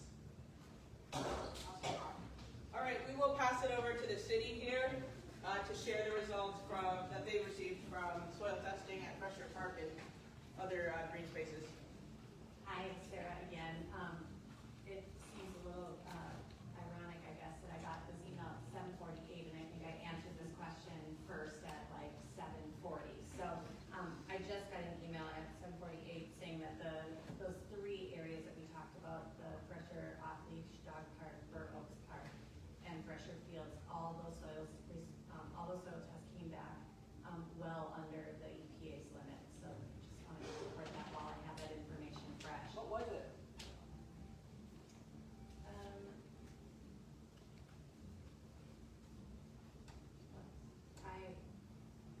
Gotta love how your phone moves as soon as you want. I will pull that back up, but also we will post that tomorrow morning on our website. So if you want to check that, if I don't get that pulled up right away, I'll post those results in the morning on the website. Thank you. All right, next question. First off, I just really wanted to thank Dave, who's here, but he paid $300 out of his own pocket to fund to have MCPA as well as our own community center that we had to pay for this community event. So I just really wanted to give a round of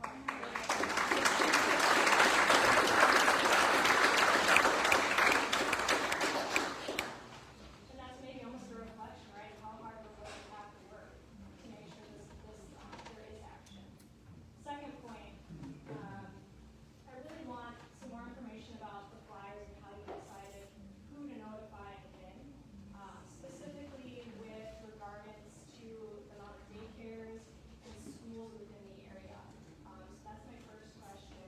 My second question is also being proactive.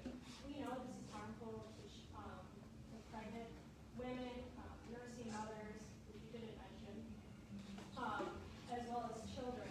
And so if that's a known exposure for community, we should be proactive. Monitoring at 1 and 2 is probably not enough for our children. So we could be proactive. Every pregnant woman and nursing woman should get her lead monitored. Even people should be aware of that. So I understand why you wouldn't take that proactive approach. And also, why can't we have HEPA filters for every single family in this community that is impacted with the resources? So there is some proactive monitoring and information you can say other than just avoidance. This is the 21st century, so we can be proactive and say, hey, you need to wash your hands, wash drugs. There's also chelation therapy and natural options that are not mentioned, like taking calcium, magnesium, so things that we can be proactive about and making people feel empowered. And then those are my top questions. So thank you.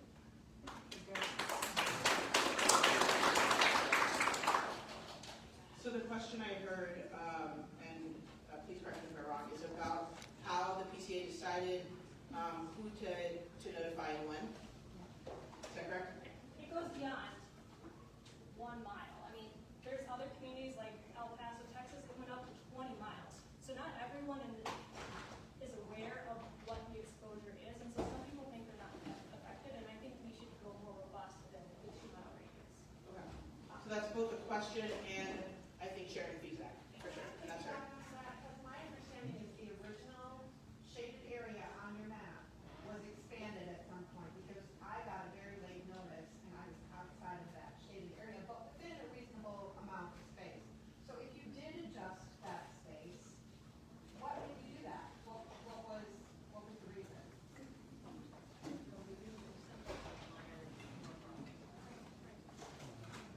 Yeah, thank you very much. So I appreciate the feedback.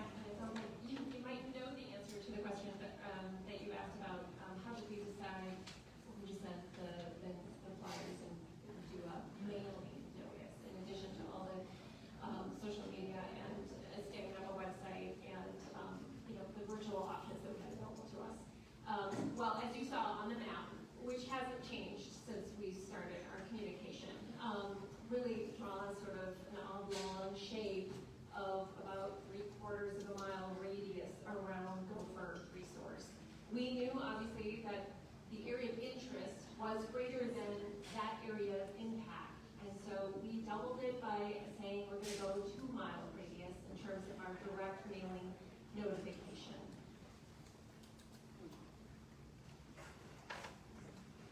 Based on you thought people would be interested, or is there scientific evidence that it can travel? Purely based on interest. We're The gonna- impact is the shape that you saw on the screen, and there was some. Yeah, the second, sorry, to the second part of your comment about additional resources being crafted. Yeah, you're absolutely right on calcium and iron is another item that is protective in the diet when it comes to lead specifically. On our website, we do have some resources on foods that contribute to a healthy diet and like specific reference to lead. And we're, like I said, it's on our website, but we're happy to make sure that that gets out to the community group. And that's something that we share with the families that we're working with when we do health education. One thing that I do want to caution on is that we do have some specific resources about chelation therapy. This is something that gets brought up when we're talking about lead. And chelation therapy, for those that don't know, is basically a drug that binds lead in the bloodstream and helps the body eliminate it faster. The problem with that is that none of those drugs are specific to lead. They also pull metals that you need, like iron and calcium, out of your bloodstream. And so the medical toxicologists that we work with don't recommend even considering chelation therapy unless there is a blood lead level above 45 micrograms per deciliter, at which point typically someone would be hospitalized. And that's what I said earlier, typically there's like 2 to 3 people in the state per year, perhaps where that would be recommended. So I wanted to make sure to put that out there, that we are concerned about the cost benefit or the benefit harm with some of those other things that are out there. But as far as diet, absolutely, iron and calcium especially are great to include in a healthy diet as a preventative resource. Thank you. And we are at 8:10, but we're here to try to answer as many questions as we can. So we want to, yeah, we have 2 more questions here that we can answer, and then we'll have to head out. Thank you for having us again today. Can you hear me? Can you hear me now? Yeah. Okay, I don't expect an answer for the sake of time. I want to say I've lived in Borough Hills for 30 years, and I want to say I'm an advanced practice nurse, and I want to say I'm an oncology nurse, and I want to say that I've raised 3 children, and I love this neighborhood, and I love Eagan. I want to thank my neighbors, because I've learned a ton of lot, and I don't know what it's called. The next time I walk around the corner of Dodd and Yankee Doodle, I'm going to think about what I'm walking through with my shoes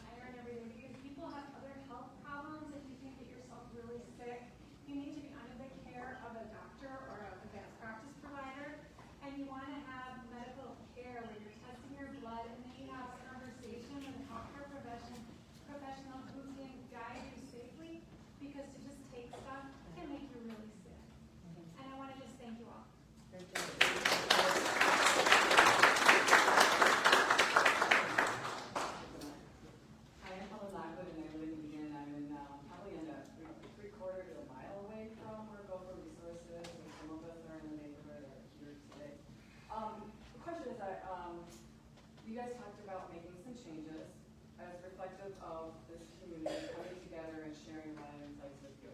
Not just insights, but actually evidence.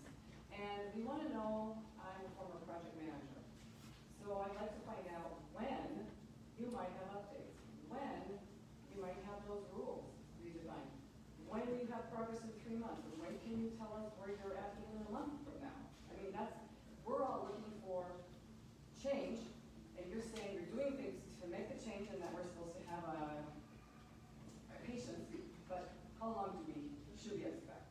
That's my question. Yeah, just to clarify, first question was how long until we get another update? There's a second question there kind of with the rulemaking that we were talking about with air toxics, and they're not, this enforcement case, and I'm not going to answer the actual question, but I just want to clarify the difference in the questions. This enforcement case is completely separate from rulemaking. Rulemaking is a process we go to establish regulations as the MPCA. So we can answer both questions, but I just want to be clear about the differences there. So I can pass it over to someone who can answer this question, or those questions, I should say.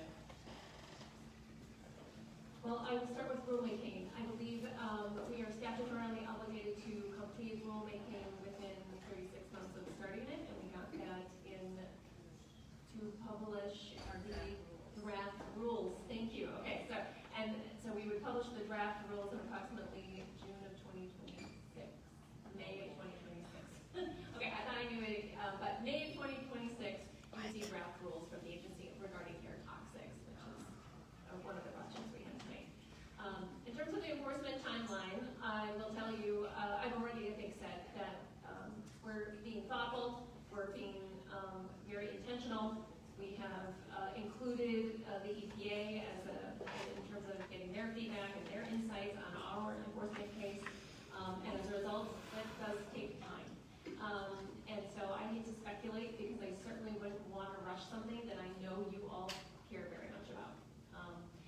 And then finally, I'll pass it over here. Yeah, so our website will be continuing to provide information. These questions that we get here tonight are very helpful. We were working on some FAQs that are going up on that website. We will share additional information through some of the mechanisms we talked about. And there are a few folks that had helped set this up. We will talk to them too about how we can share information with them also to the wider community. All right, so that is our time. I just want to thank all of you for coming and sharing your stories, asking your questions. The one thing is that clearly this isn't over. And I guess the one thing I would say is we've heard a lot about what we can't do, but what we can do. We have tables in the back. We need your help in our neighborhood organization and how we're going to continue to take action on this. Because clearly none of you are going to accept this. I love that. This not being able to do something about this quickly, allowing this to go on longer, clearly isn't acceptable to this community. So I love that about all of your questions. And the other thing is that it feels like maybe our next action is probably to engage our legislators. So we will invite them to a forum. We'll figure out how to communicate. Clearly there needs to be more laws passed somehow to make sure that these answers don't continue. So, but I just want to thank you. Please sign up in the back before you leave. And we will continue to have communication from our neighborhood committee, and we need your help as well. So there's a donation bin too. This was completely paid for out of humans' pockets in our neighborhood. So just consider donating. And the last thing I'll share again, thank you so much for having us here, giving us a chance to answer your questions. On the slide here is information to contact